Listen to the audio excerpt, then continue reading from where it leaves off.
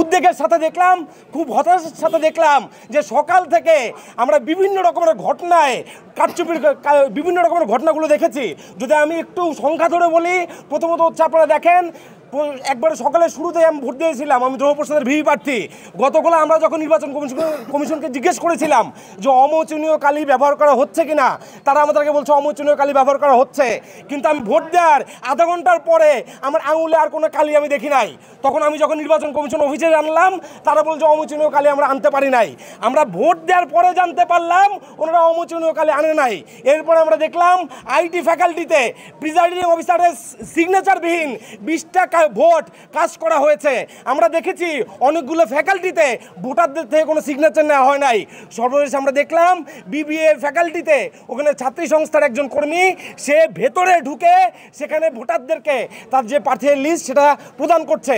3টা থেকে ওই বিবিএ ফ্যাকাল্টিতে ভোট গ্রহণের যে স্থান সেখানে প্রধান যে দরজা সেটা বন্ধ ছিল। আমরা যখন এইসব বিষয় নিয়ে প্রশাসনকে জানাচ্ছি, প্রশ্ন করেছি, তারা কোনো সমাধান দেয় নাই। তারা আমাদেরকে জিজ্ঞেস করেছে যে আমরা কি করব তোমরা বলো। আমরা বলতে চাই প্রশাসনের যদি এত অসহায়ত্ব থাকে, এতই যদি তারা অকর্মণ্য হয়, তাহলে 35 বছর পর এই নির্বাচনের নাটক সাজানোর মানে কি বন্ধুগণ? আমরা বলতে চাই আজকে যদি ওই যে প্রার্থীরা ওই কেন্দ্রে ঢুকে আচরণবিধি লঙ্ঘন করে ভোটারদেরকে স্লিপ দিয়েছে, আমরা দাবি জানাই ওই প্রার্থীর বিরুদ্ধে অবিলম্বে ব্যবস্থা গ্রহণ করতে হবে, ওই প্রার্থিতা বাতিল করতে হবে। আমরা আরও দাবি জানাই যতক্ষণ পর্যন্ত এই সংকটগুলো সমাধান করা হবে না, ততক্ষণ পর্যন্ত যে সকল কেন্দ্রে এই সকল ঘটনাগুলো ঘটেছে সে সকল কেন্দ্রের ভোট গণনা স্থগিত রাখতে হবে এবং যতক্ষণ সমাধান করা হবে না ততক্ষণ ভোট গণনা হবে না। বন্ধুগণ আমরা বলতে চাই যে আমরা বারবার দেখেছি এই নির্বাচনকে কেন্দ্র করে, এই নির্বাচনে একেবারে প্রথম প্যানেল হিসেবে প্রজেকশন সবার যে অ্যাপ্লিকেশন সেটা আমরা দিয়েছিলাম। আমরা নির্বাচন কমিশন অফিসকে জিজ্ঞেস করেছিলাম স্যার আমরা কি মাইক ব্যবহার করতে পারবো কিনা। তারা আমাদেরকে বলেছে কোনো প্রকারের মাইক ব্যবহার করা যাবে না। আমরাও ভালো মতো কোনো প্রকারের মাইক ব্যবহার করি নাই।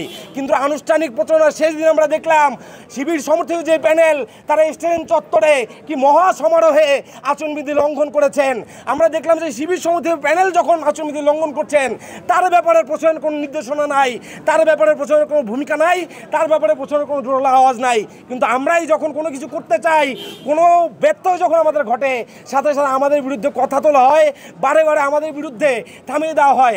আমরা প্রশাসন সভা করেছি 3টা হলে, প্রত্যেকটা হলে আমাদেরকে জিজ্ঞাসাবাদ করা হয়েছে। আমরা অনুমতিপত্র দেওয়ার পরেও তারা আমাদেরকে প্রত্যেকটা হলে আমাদের কমগুলো আধা ঘন্টা করে লেট হয়েছে আমাদের প্রশাসন সভা করতে গিয়ে। কিন্তু শিবির সমর্থিত প্যানেল তাদের কোনো লেট হয় নাই।